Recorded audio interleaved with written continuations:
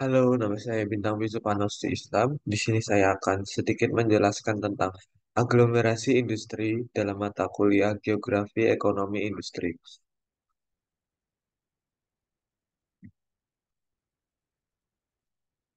Pengenalan awal.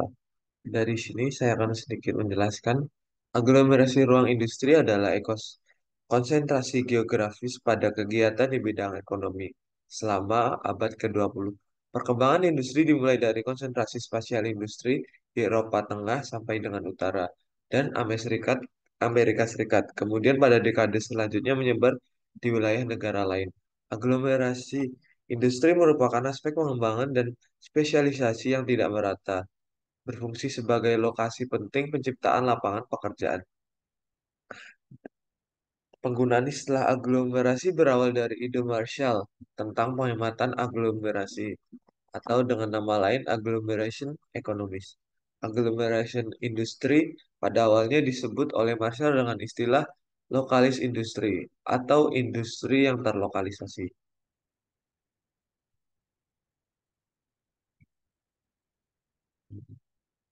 Proses penentuan lokasi industri berjalan dengan derajat inersia atau kelambanan tertentu.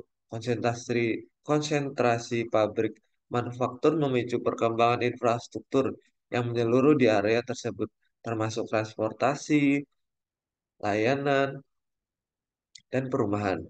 Hal ini membuat area tersebut menarik bagi perusahaan lain, mengurangi biaya operasional, dan mendorong lebih banyak perusahaan dan investasi di wilayah tersebut. Hubungan yang erat antara perusahaan di wilayah yang sama menghasilkan keuntungan bersama yang dikenal sebagai ekonomi aglomerasi, menciptakan aglomerasi industri di mana setiap perusahaan mendapat manfaat dari lingkungan menguntungkan tersebut. Aglomerasi menggambarkan bagaimana aktivitas ekonomi terkonsentrasi secara spasial.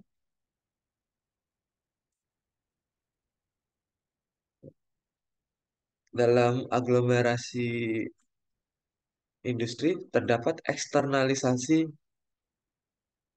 industri atau dengan pengertian eksternalisasi adalah biaya negatif atau manfaat positif yang diperoleh perusahaan. Contoh eksternalitas negatif yang akan menyebabkan diskonomis aglomerasi adalah polusi udara yang dihasilkan oleh pabrik. Contoh eksternalitas positif yang akan mengarah pada ekonomi aglomerasi adalah berbagai input faktor, misalnya kumpulan tenaga kerja dengan keterampilan tertentu yang akan menurunkan biaya cairan tenaga kerja. Ketika eksternalitas positif lebih besar daripada eksternalitas negatif, aglomerasi industri akan tumbuh dan berkembang.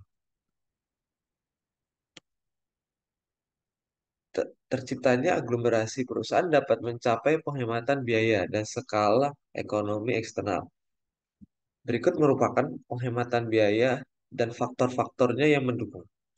Yang poin pertamanya adalah terjalinnya hubungan pertukaran antara perusahaan yang berada dalam siklus yang sama.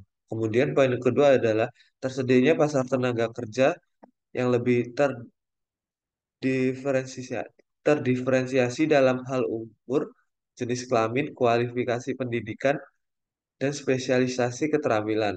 Kemudian terdapatnya pasar outlet yang lebih besar untuk produk. Poin keempat, dimungkinkan penggunaan bersama oleh sejumlah perusahaan dari satu sistem infrastruktur dan layanan. Kemudian terbentuknya suasana industri tertentu yang ada di area tertentu pula. Dan yang poin terakhir adalah reputasi yang diperoleh produk dari daerah konsentrasi industri tertentu, merangsang permintaan konsumen untuk jenis barang tertentu pula.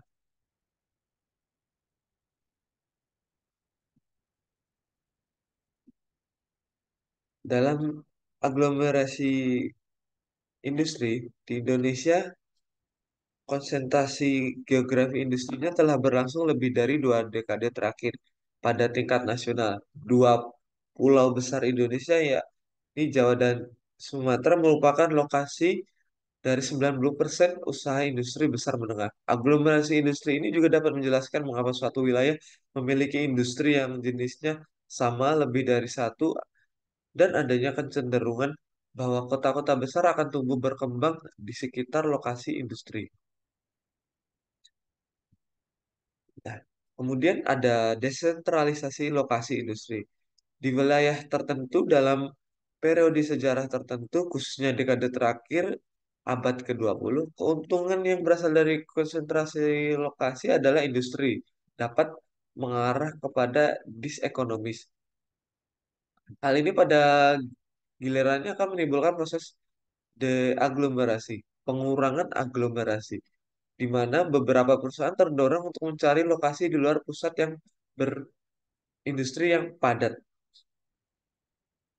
Faktor desentralisasi industri adalah yang yang pertama adalah penemuan energi listrik. Dengan datangnya listrik tidak perlu lagi menempatkan pabrik di dekat tambang batu bara ataupun di tepi sungai yang dipasangi kincir. Kemudian yang kedua adalah pengembangan sarana transportasi. Oleh karena transportasi itu semakin lebih baik, pasar yang jauh dapat didekati serta sumber bahan baku yang dapat didatangkan. Kemudian, faktor berikutnya adalah biaya lebih tinggi di pusat industri yang lama. Peningkatan biaya di pusat industri yang lama dan konsesi yang tersedia di tempat lain memicu terjadinya desentralisasi. Proses desentralisasi industri ini pada awalnya dapat berupa relokasi atau disebut dengan desentralisasi teritorial. Hal ini terjadi karena perusahaan dihadapkan dengan peningkatan biaya di daerah perkotaan, sehingga mereka cenderung memindahkan lokasi pabrik mereka ke daerah pinggiran kota atau ke daerah yang lebih jauh dari pusat kota. Desentralisasi menuju daerah pinggiran kota-kota besar ini disebut suburbanisasi. Kemudian, kesenjangan wilayah dan aglomerasi buatan.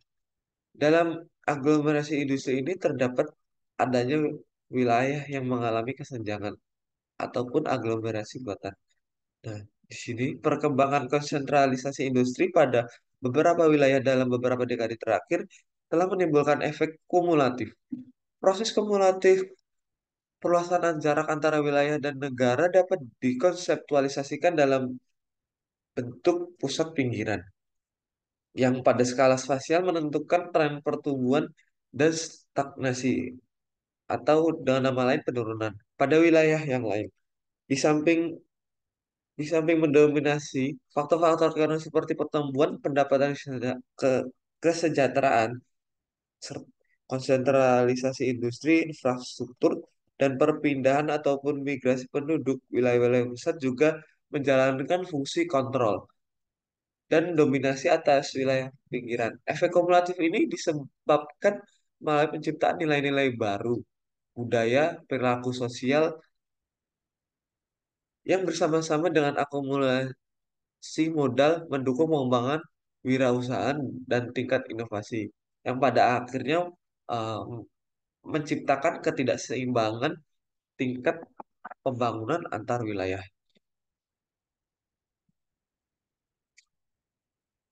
Dan kemudian adanya aglomerasi buatan.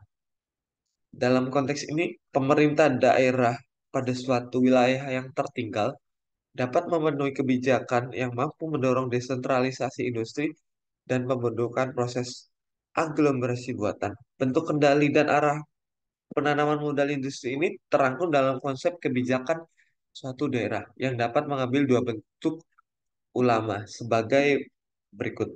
Poin pertama di sini adalah intervensi tidak langsung atau dengan kata lain melalui upaya negara atau badan publik lainnya untuk mempengaruhi penentuan lokasi perusahaan swasta.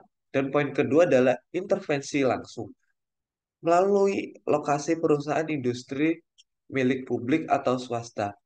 Realitas industri baru ini yang bertindak sebagai kutub pembangunan memicu proses aglomerasi dengan kapasitas pembangunan yang bergerak sendiri, mengakibatkan dimensi wilayah di sekitarnya.